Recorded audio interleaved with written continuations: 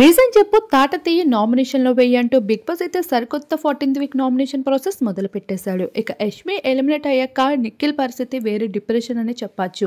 తన నామినేషన్ కూడా వేరే డిఫరెంట్గా అయితే ఎన్నడూ లేని విధంగా అయితే ఈసారి నామినేషన్ ప్రాసెస్ జరిపించాడు. ఇప్పటికే నామినేషన్లో రోహిణి తప్పించి మిగతా హౌస్మెంట్స్ అంతా కూడా నామినేట్ అవుతూ కనిపించేశారు. రోహిణి ఈ వారం అయితే బతికి బట్ట కట్టిందని చెప్పుకోవచ్చు. తనైతే నామినేషన్లో లేకుండా. ఇక నిఖిల్ గౌతమ్ల మధ్యన గొడవ వేరే లెవెల్లోనే జరిగింది. గొడవకి కారణం కూడా యష్మిని అని చెప్పుకోవచ్చు. ఇక్కడ యష్మి లేకపోయినా యష్మి పేరు ప్రస్తావిస్తూ అయితే నిఖిల్ గౌతమ్ల మధ్యన పెద్ద వార్ అయితే జరుగుతూ వచ్చేసింది. ఇక్కడ ప్రేరణ గౌతమ్ల మధ్యన కూడా నామినేషన్ అయితే జరిగింది. అయితే ప్రేరణ మాట తీరు ఇప్పటికీ కూడా తనైతే మారలేదని తనకి ఎంతమంది చెప్తున్నా అదే విధంగా ప్రవర్తిస్తుంది అంటూ.